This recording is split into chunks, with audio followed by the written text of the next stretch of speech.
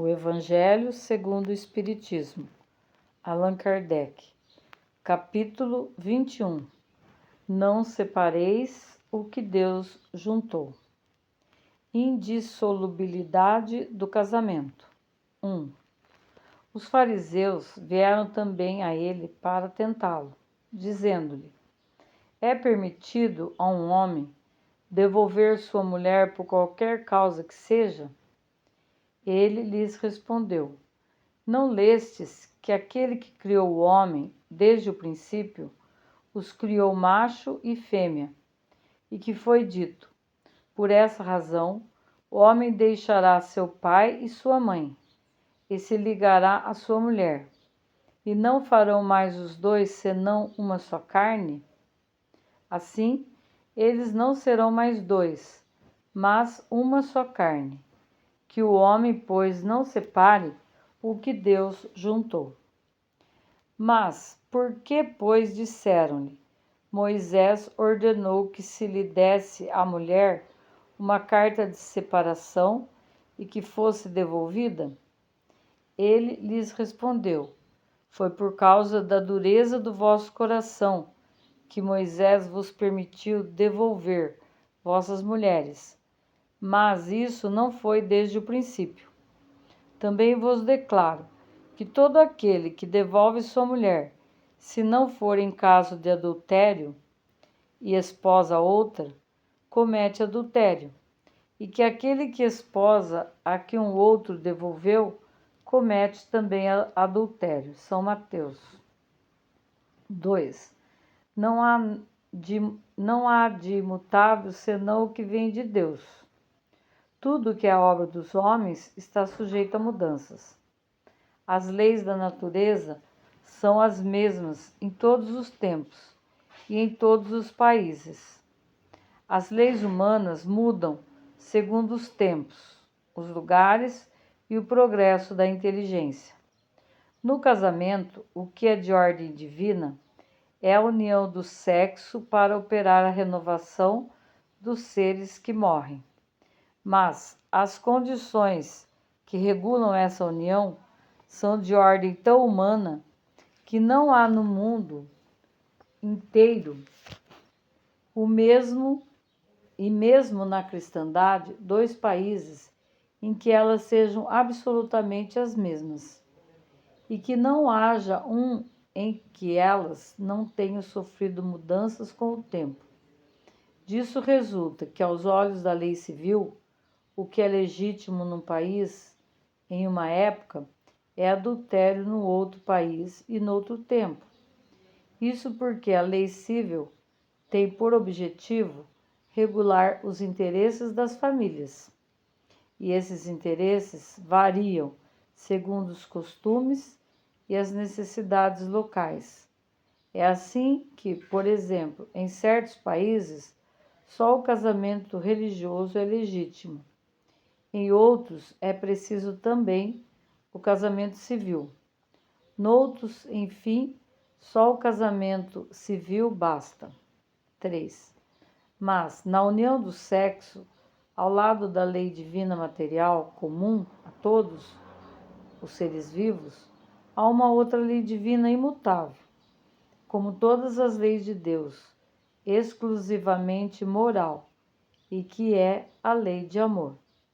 Deus quis que os seres estivessem unidos, não somente pelos laços da carne, mas pelos laços da alma, a fim de que a afeição mútua dos esposos se transportassem para seus filhos, e que eles fossem dois, em lugar de um, a amá-los, a cuidá-los e fazê-los progredir.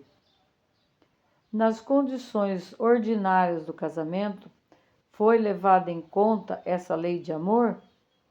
De nenhum modo.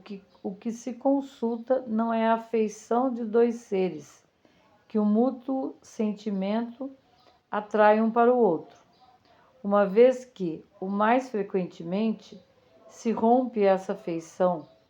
O que se procura não é a satisfação do coração, mas a do orgulho, da vaidade e da cupidez, numa palavra, de todos os interesses materiais. Quando tudo está bem, segundo esses interesses, disse que o casamento é conveniente. E quando as bolsas estão bem combinadas, disse que os esposos o estão igualmente e devem ser bem felizes. Mas nem a lei civil, nem os compromissos que ela faz contrair podem suprir a lei do amor se esta lei não preside a união. Disso resulta que frequentemente o que se une à força se separa por si mesmo. Que o juramento que se pronuncia ao pé do altar torna-se um perjúrio, se dito como uma fórmula banal, daí as uniões infelizes, que acabam por tornar-se criminosas. Dupla infelicidade, que se evitaria se nas condições do casamento não se fizesse abstração da única lei que o sanciona aos olhos de Deus, a lei de amor. Quando Deus disse: "Vós não sereis senão uma mesma carne", e quando Jesus disse: "Vós não separareis o que Deus uniu", isso se deve entender da união segundo a lei imutável de Deus, e não segundo a lei variável dos homens. 4. A lei civil é, pois, supérflua, e é preciso retornar ao casamento segundo a natureza? Não. Certamente a lei civil tem por objetivo regular as relações sociais e os interesses das famílias, segundo as exigências da civilização. Eis porque ela é útil, necessária, mas variável. Deve ser previdente, porque o homem civilizado não pode viver como selvagem. Mas nada, absolutamente nada, se opõe a que seja o corolário da lei de Deus. Os obstáculos para o cumprimento da lei divina resultam dos preconceitos e não da lei civil.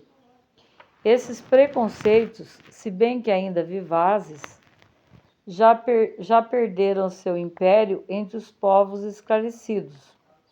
Eles desaparecerão com o progresso moral, que abrirá, enfim, os olhos sobre os males sem número, as faltas, os próprios crimes, que resultem de uniões contraídas, tendo em vista unicamente os interesses materiais.